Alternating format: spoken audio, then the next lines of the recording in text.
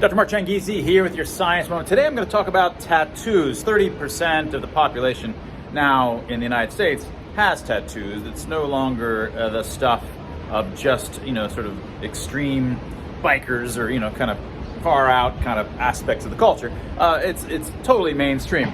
Now, one of the things that I talk about here is skin color. And I don't mean color of the skin in terms of ethnicities. I mean the color blushes and blanches and flushes of the skin. This is why we evolved color vision. This is a discovery of mine that goes back almost 20 years. The reason that we primates have this extra red-green dimension is to see these blushes and blanches. It's an emotion sense. Without this special red-green dimension that we have, we couldn't see these blushes and blanches.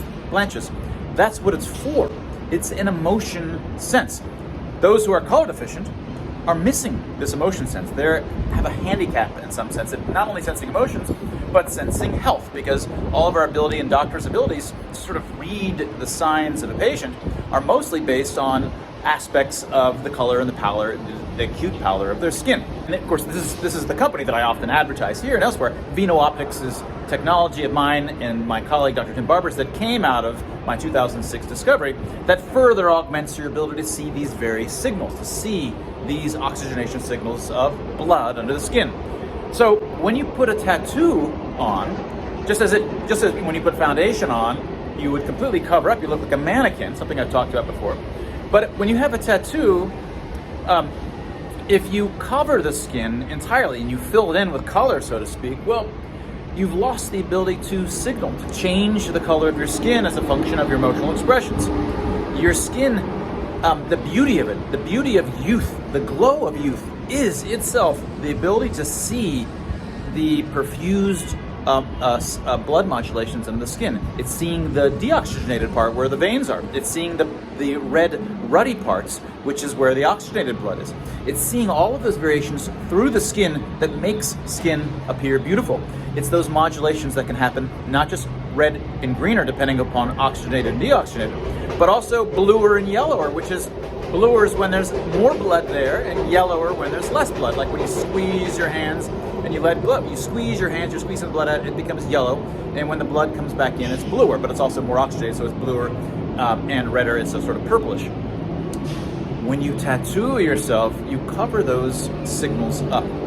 And so you don't want to imagine that you're thereby giving yourself color. No, you're also taking away the ability to modulate the color of your skin that you evolved to possess and that other eyes are evolved to see.